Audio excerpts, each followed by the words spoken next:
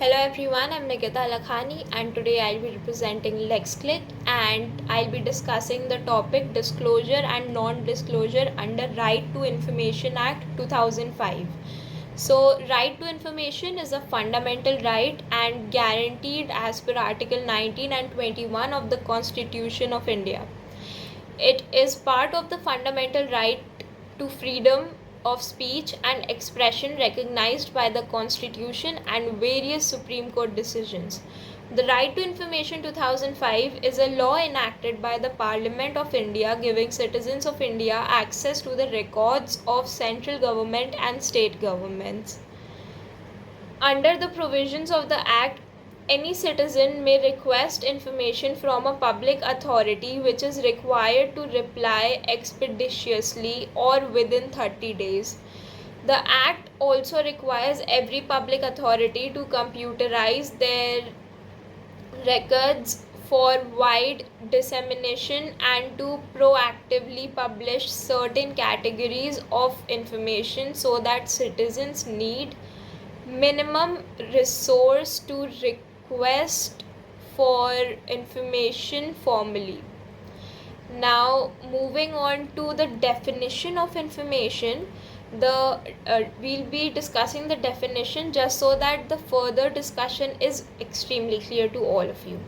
So, the Act defines information in Section 2F as any material in any form, including the records, documents, memos, emails, opinions, advices, press releases, circulars, orders, logbooks, contracts, reports, papers, samples, models, data material held in electronic form, and information relating to any private body which can be accessed by a public authority under any law for the time being in force. Section 2(1) defines the word record as including any document, manuscript and file, any microfilm, microfiche and facsimile copy of a document, any reproduction of image or images embodied in such microfilm, any other material produced by a computer or any other device. The information under this Act includes any mode of information in any form of record, document, email, etc. Disclosure of information under Right of Information Act 2005. Information can be sought under RTI Act at different stages or different points of time. What is exempted from disclosure at one point of time may cease to be exempted at a later point of time, depending on the nature of the exemption. For example, any information which is exempted from disclosure under Section 8 of RTI Act 2005 is liable to be disclosed if the application is made with regard to the occurrence or event which took place or occurred or happened 20 years prior to the date of the request wide Section 8(3) of the RTI Act. In other words, information which was exempted from disclosure if an application is made within 20 years of the occurrence may not be exempted if the application is made after 20 years of occurrence.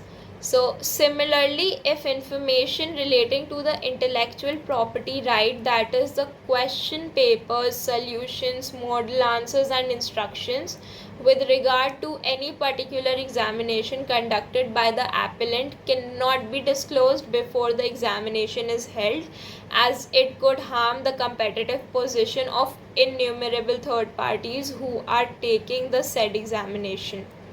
Therefore, it is obvious that the appellant examining body was not liable to give any citizen any information relating to question papers, solutions or model answers and instructions relating to the particular examination before the date of examination. But the position will be different once the examination is held. disclosure of question papers, model answers, and instructions in regard to any particular examination would not harm the competitive position of any third party at the once the examination is held. In fact, the question papers are disclosed to everyone at the time of the examination. The appellant voluntarily publishes the suggested answers in regard to the question papers in the form of a book for sale every year after the examination. Therefore, Section 81D of RTI Act does not bar or prohibit the disclosure of question papers, model answers, and instructions, if any, given to the examiners and moderators after the examination and after the evaluation of answer scripts is completed, as at this stage they will not harm the competitive competition of any third party. The information to which RTI Act applies falls in two categories, namely information which promotes transparency and accountability in the working of every public authority's disclosure of which helps in containing or discouraging corruption, enumerated in clauses B and C in section 4(1) of RTI Act. Other information held by public authorities not falling under section 4(1)B and C of RTI Act. With regard to information falling under first category, the public authorities owe a duty to disseminate the information widely suo motu to the public so as to make it easily accessible to the public. In regard to information enumerated or required to be enumerated under section 4(1)B and C of the RTI Act, necessarily and naturally the competent authorities under the RTI Act will have to act in a proactive manner so as to ensure the accountability and ensure that the fight against the corruption goes on relentlessly. But with regard to other information which do not fall under section 4 subpart 1B and C of the Act, there is a need to proceed with circumspection, as it is necessary to find out whether they are exempted from disclosure. So, one of the objects of democracy is to bring about transparency of information to contain corruption and bring about accountability. Now, achieving this object does not mean that other equally important public interests, including efficient functioning of the governments and public authorities, optimum use of limited fiscal resources, preservation of confidentiality of sensitive information, etc., are to be ignored and sacrificed. The object of RTI Act is to harmonize the conflicting public interests. This is ensuring transparency, to bring in accountability and containing corruption on the one hand, and at the same time ensure that the revelation of information is actual practice does not harm or adversely affect other public interests, which include efficient functioning of the government, optimum use of limited fiscal resources, and preservation of confidentiality of sensitive information on the other hand. While Section 3 and 4 of RTI Act 2005 seek to achieve the first objective, Section 8, 9, 10 and 11 of the RTI Act 2005 seek to achieve the second objective. Therefore, when Section 8 exempts certain information from being disclosed, it should not be considered to be a fetter on the right to information, but as an equally important provision protecting other public interests essential for the fulfillment and preservation of democratic ideals. Therefore, in dealing with information not falling under Section 4 subpart 1B and C, the competent authorities under the RTI Act will not read exemptions in Section 8 in a restrictive manner, but in a practical manner so that other public interests are preserved and RTI Act attains a fine balance between its goals of attaining transparency of information and safeguarding other public interests. Among the 10 categories of information which are exempted from disclosure under Section 8 of RTI Act, 6 categories which are described in clauses A, B, C, F, G and H carry absolute exemption. Information enumerated in clauses D, E and J, on the other hand, get only conditional exemption. That is, the exemption is subject to the overriding power of the competent authority under the RTI Act in larger public interest to direct disclosure of such information. The information referred to in clause 1 relates to an exemption for a specific period with an obligation to make the said information public after such period. The information relating to intellectual property and the information available to persons in other fiduciary relationship referred in clauses D and E of section 8.1 do not enjoy absolute exemption, though exempted if the competent authority under the Act is satisfied that the larger public interests warrants disclosure of such information will have to be disclosed. It is needless to say that the competent authority will have to record reasons for holding that an exempted information should be disclosed in large public interest. So what is not open to disclosure? So section 8 is the most important part of the Act, and it is very simple for the officials to reject the request for information if it falls under any of these long, general and ambiguous clauses of exemptions. The section is general and can be interpreted in either way. However, RTI Act 2005 is far better and open than Freedom of Information Act 2002. There were many restrictions and provisions were ambiguous through RTI Act 2005 also have restriction under section 8, but these are less in complexity and more in number than Freedom of Information Act 2002. So discussing section 8 in the Right to Information Act in 2005, exemption from disclosure of information. First, notwithstanding anything contained in the Act, there shall be no obligation to give any citizen A. information, disclosure of which would prejudicially affect the sovereignty and integrity of India, the security, the strategies, scientific or economic interests of the state, relation with foreign state or lead to incitement of an offence. B. information which has been expressly forbidden to be published by any court of law and tribunal, or the disclosure of which may constitute contempt of court.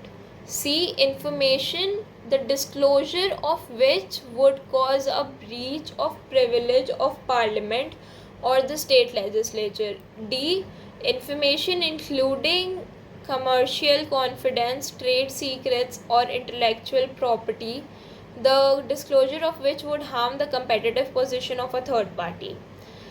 E. information available to a person in his fiduciary relationship unless the competent authority is satisfied that the larger public interest warrants the disclosure of such information. F. information received in confidence from foreign government. G.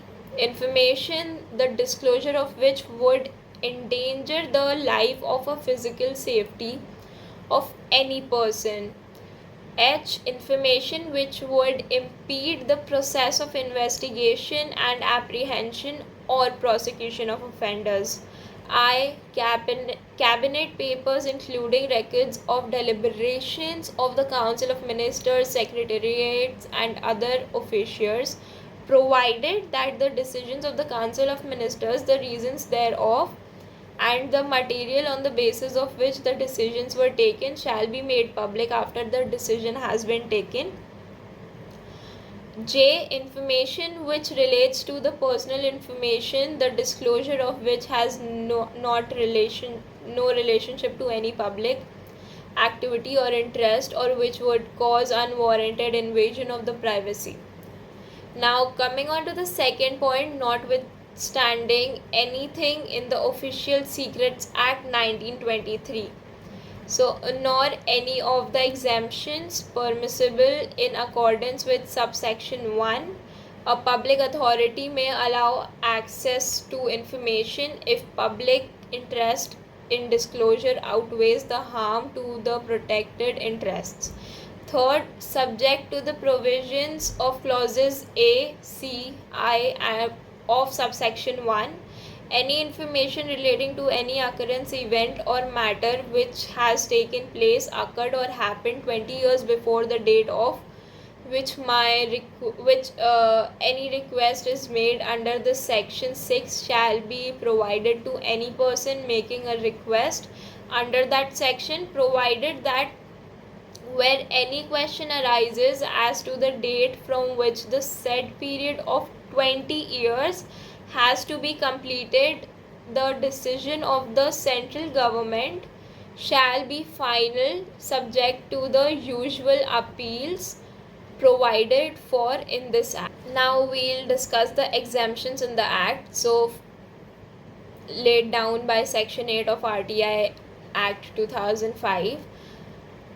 Class exemptions, which is specified in section 8 subsection 1 B, E, F and I, contains these exemptions. In these cases, the public authority may not demonstrate any harm but simply might show that the information is exempted under the above mentioned clauses.